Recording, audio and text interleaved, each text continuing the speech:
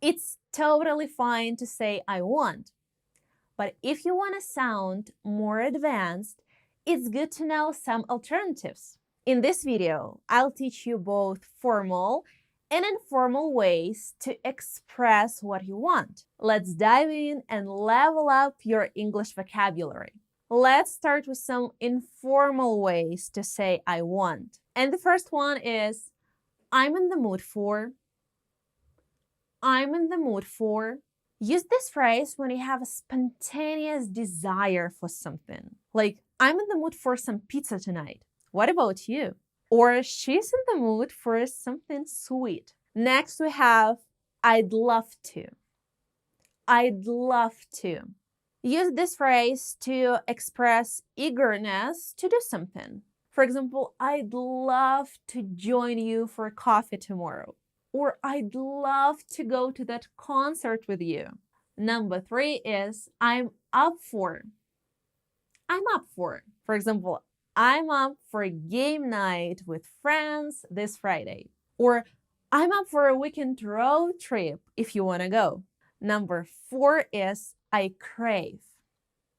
I crave. Use this to describe a strong desire for something. For example, I crave chocolate whenever I'm stressed out. Or I crave a good book and a cup of tea on rainy days. You can also say, I have a craving for. I have a craving for. For example, I have a craving for spicy food today. Or she has a craving for fresh fruit. You can also use I could do with, like, I could do with a cold drink on this hot day. Or I could do with some help organizing these files. Number 7 is I fancy. I fancy. Use fancy when you have a liking or desire for something, often used in British English. For example, I fancy a cup of coffee. Do you want one too?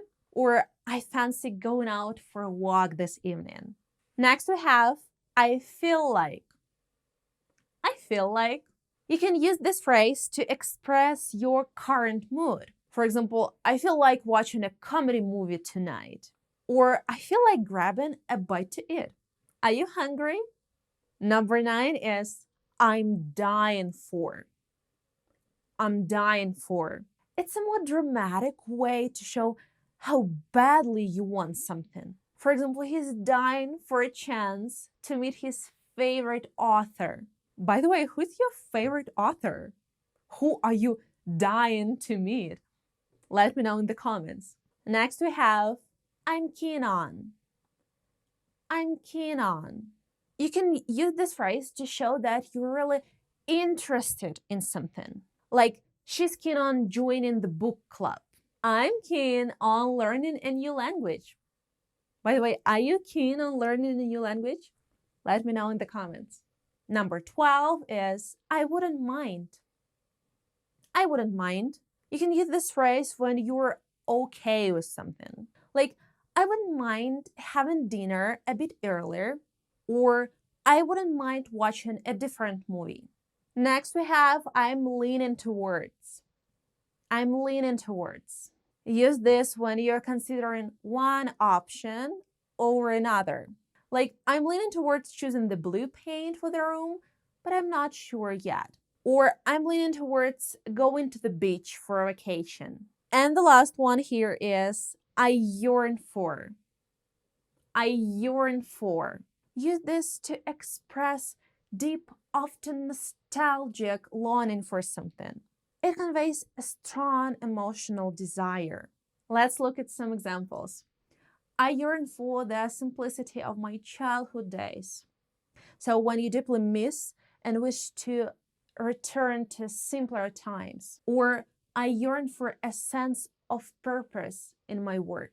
Let's get down to some formal alternatives. And the first one here is I desire. I desire. Use I desire when you want to show a strong need or want for something. For example, she desires a promotion to reflect your hard work and dedication. Or the hotel had everything you could possibly desire. Number 2 is I wish for. I wish for. Use I wish for when you have a strong hope for something that might be difficult to achieve.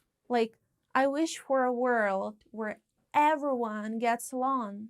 Or she wishes for better communication between the teams. I wish for success in our upcoming project. You can also use I hope for. I hope for. It is actually suitable for both formal and informal situations.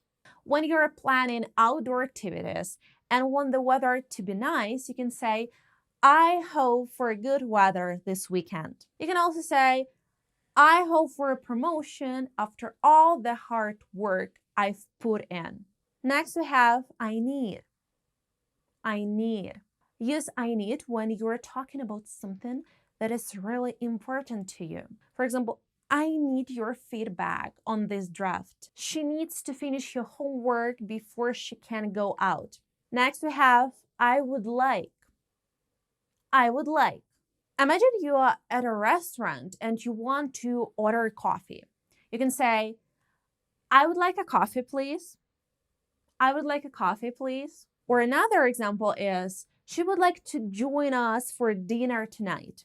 You can also say, I long to. I long to. You can use this phrase when you have a deep wish for something that is meaningful to you. It can reflect both nostalgia and strong desire for achieving something. Let's look at some examples. I want to return to the peaceful countryside where I grew up. Or I want to travel the world and explore new cultures. With a similar meaning, there is a phrase to have a longing for. To have a longing for. For example, she has a longing for the days when life was simpler. And the last one is could I? Could I? Use could I when you want to politely ask if something is possible. For example, could I borrow your pen for a moment? Or could I leave early today to attend a family event? Do you know any other alternatives to I want? Maybe I missed some. Let me know in the comments. And that's all for today. Thank you guys for watching this video. Don't forget to like, subscribe to my channel, and stay tuned for more language content.